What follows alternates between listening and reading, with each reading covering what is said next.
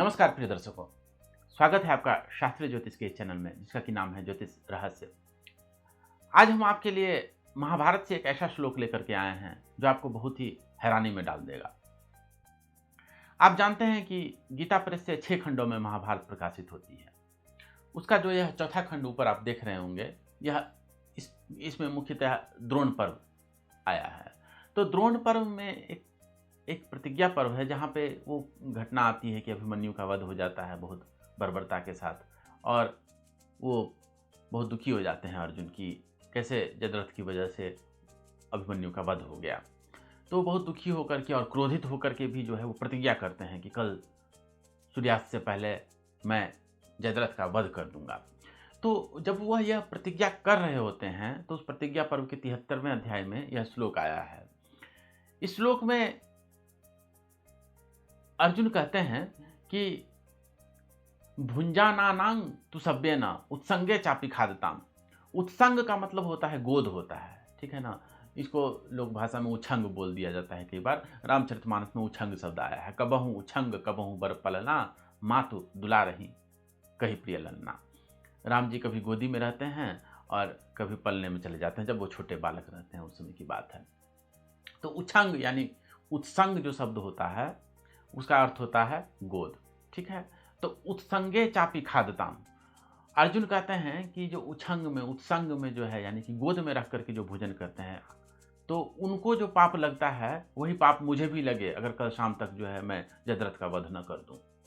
तो यहाँ पे उन्होंने ऐसा क्यों उन्होंने कहा कि गोद में रख के भोजन करने से जो है व्यक्ति को पाप लग जाता है? क्योंकि ये तो बहुत हैरानी की बात है। आजकल तो एक फैशन सा चल पड़ा है, लोग जो है गोद में रख करके टीवी के सामने बैठ जाते हैं और वो टीवी भी देखते रहते हैं और साथ में भोजन भी करते रहते हैं, गोद में प्लेट लेकर के बैठ जाते हैं। तो ये उससे पाप लग जाता है, ऐसी बात क्यों कही अर्जुन ने? और क्या ऐसे ही वो आवेश में आके कह गए? तो नहीं, ऐसी बात नहीं है, क्योंकि हमारे अन्य अनेक ग्रंथों में यह चर्चा आई है। उदाहरण स्वरूप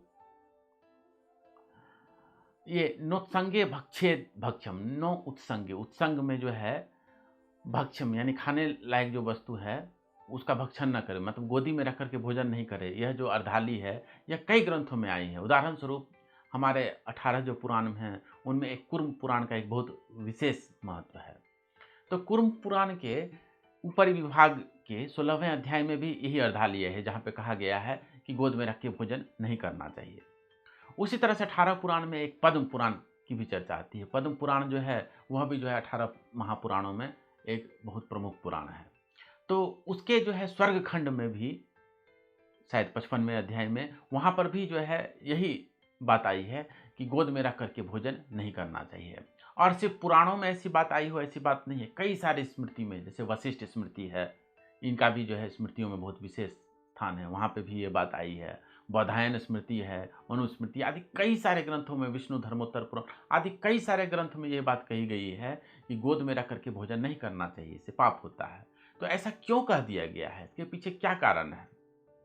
इसके पीछे 3 कारण हैं और वो तीनों कारण जो है हम आपको बताएंगे। और उन ग्रंथों में कारण तो नहीं बताए गए हैं, लेकिन हम आपको कारण भी अवश्य बताएंगे। और उनमें से एक जो तीसरा कारण है वह ज्योतिष से भी संबंध रखता है। तो पहला कारण तो बहुत ही सामान्य सी बात है। सामान्य सी बात यह है कि हमारे शास्त्रों में किसी भी धार्मिक अनुष्ठान से पहले एक प्रकार की शुद्धि रखने की बात कही गई है। अगर आप योग सूत्र, योग दर्शन आदि की बात भी करेंगे तो वहाँ पे सीधे ये नहीं कहा गया कि सीधे ध्यान लगाना शुरू कर दीजिए, नहीं। पहले यम नियम आदि की बात कही गई कि एक तरह की शुद्धि, शौचाचार जीवन में होना जरूरी है। ऐसा नहीं कि आप गंदे होकर के आप चले जाइए पूजा करने, मन चंगा कठौती में गंगा कह के चल दीजिए, ऐसे नहीं होता। कुछ शौचाचार की भी जो है बातें हमारे शास्त्रों में आई है।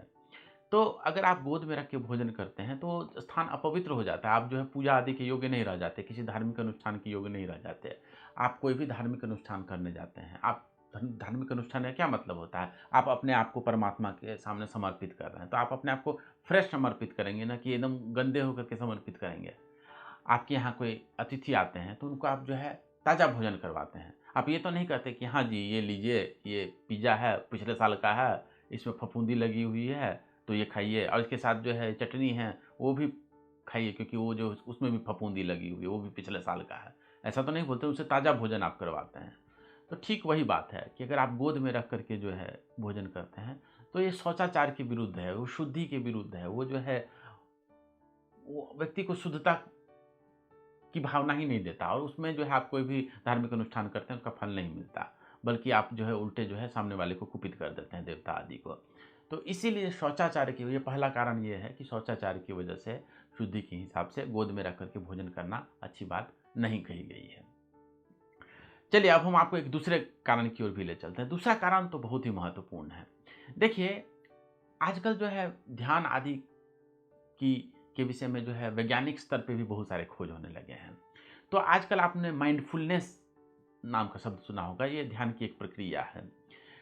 देखिए क्या होता है, हम लोग जब मल्टीटास्किंग करने लगते हैं, बहुत तरफ मन को दौड़ाते हैं, तो मन जो है हम अपने मन को ट्रेनिंग देना शुरू कर देते हैं कि तुम बेचैन रहो, क्योंकि रामचरितमानस में कहा गया है दुचित कतहु परितोष न लही, जिसका मन दो तरफ भागे जो है उसको कहीं शांति नहीं मिलती है।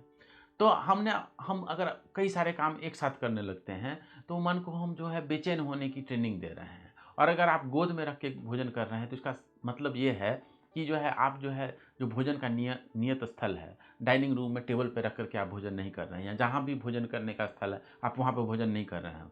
बहुत ज़्यादा संभावना ये है कि आप तो बेडरूम में भोजन कर रहे हैं, या फिर कहीं यहाँ कहीं और जगह पे टीवी देखते हुए गोद में रख के भोजन कर रहे हैं, मल्टीटास्किंग कर रहे हैं। तो ये माइंडफुलनेस के विपरीत है। देखिए माइंडफुलनेस के बहुत सारे प्रोग्राम होते हैं। अब तो हार्वर्ड यूनिवर्सिटी भी जो है इस पे उसमें माइंडफुलनेस का सेंटर है, वो लोग कोर्स वगैरह करवाते हैं। अगर आप इंटरनेट पे देखेंगे तो मैं हार्वर्ड यूनिवर्सिटी माइंडफुलनेस पे बहुत सारे कोर्स करवाते हैं। मैं एक सर्टिफाइड मेडिटेशन टीचर हूँ। मैंने ज़ेन पे, ध्यान पे, इस पे बहुत सारे ग्रंथ लिखे हुए हैं, यहाँ पे आप देख रहे हैं। वो एक अलग ही प्रक्रिया है, वो वहाँ पे शास्त्रों की बात नहीं होती, वहाँ अपने भीतर जाने की बात होती है। तो मैं यहाँ पे अधिक उसके बारे में कुछ नहीं कहूँगा। किसी और चैनल के माध्यम से मैं इस विषय में भी आपको कई सारी बातें बताऊँगा। अभी तो फ़िलहाल ये समझ लीजिए कि भोजन करते समय माइंडफुल होकर के भोजन करना बहुत ज़रूरी है। माइंडफुल मतलब कि भोजन करते समय भोजन ही कीजिए, वो पैरेलल मल्टीटास्किंग मत कीजिए, उस समय कुछ और काम मत कीजिए। आप उस समय किसी और चीज़ के बारे में मत सोचिए, दिन में क्या प्लान करेंगे उसके बारे में मत सोचिए। भोजन करते समय एक-एक कौर जो है स्वाद लेते हुए, उसके रस को अनुभव करते हुए भोजन कीजिए, तो ये माइंडफुलनेस के साथ भोजन करना हुआ। तो इसलिए भी जो है उत्संगे चापि खाद्यताम, गोद में रख कर के भोजन करना जो है अच्छी बात महाभारत ने नहीं कही, और हमारे अन्य शास्त्र, अन्य स्मृति, पुराण आदि शास्त्र भी जो है इसकी निंदा करते हैं। लेकिन इसका तीसरा जो कारण है वो बहुत ही प्रमुख कारण है, और ये बात आपको समझना बहुत ज़रूरी है क्योंकि ये ज्योतिषीय कारण है। तीसरा कारण क्या है? देखिए हमारे शास्त्रों में कहा गया है, ज्योतिष रत्नाकर आदि ग्रंथ में कहा गया है कि जो 9वां भाव होता है वो धर्म का भाव होता है, वो भाग्य का भाव होता है, वो धर्म का भाव होता है। तो जंघा जो होता है, 9वें भाव से जंघा का भी विचार किया जाता है। तो जंघे पर रख करके यानी गोद में रख करके जब आप भोजन करते हैं तो जंघा को अपवित्र करते हैं, और उससे आपका भाग्य भाव, 9वां भाव जो है प्रभावित होता है, दूषित होता है। आपको जो भाग्य का साथ मिलना चाहिए वो नहीं हो पाएगा, धर्म का साथ जो मिलना चाहिए नहीं हो पाएगा, क्योंकि जैसा कि मैंने कहा कि गोद में रख करके भोजन करने से आपका गोद जूठा हो गया, तो आपका जो शरीर जो है वो पूजा आदि के लिए, धार्मिक अनुष्ठान के लिए अयोग्य हो जाता है। और वैसी अगर आपको आदत पड़ जाए तो आपको पता भी नहीं चलेगा कि कैसे कब आप जो है उस अपवित्र स्थिति में जो है आपने कोई धार्मिक अनुष्ठान कर लिया, कोई पूजा आदि कर लिया, और उससे देवता प्रसन्न होने के बजाय उल्टे कुपित ही हो गए। तो इसीलिए 9वें भाव को एक्टिवेट करने के लिए ये बहुत आवश्यक है कि आप अपनी जांघों की शुद्धि का विचार रखें और गोद में रख करके भोजन नहीं करें। इसीलिए हमारे शास्त्र जो हैं ये हमें सख्त हिदायत देते हैं कि गोद में रख करके भोजन नहीं करना चाहिए, नियत स्थल पे जा करके माइंडफुलनेस के साथ, अभानता के साथ, अवेयरनेस के साथ तब भोजन किया जाए, तभी जो है वह उत्तम फल दे पाता है। प्रिय दर्शकों, आशा है आप इन बातों का मन समझ गए होंगे। अगर आपको अच्छी लगी हो तो ज़रूर लाइक करें और सब्सक्राइब करें। ज्योतिष रहस्य पर ऐसे ही शास्त्रीय विषयों को शास्त्र प्रमाण के साथ जानने के लिए बने रहें। आपका बहुत बहुत धन्यवाद।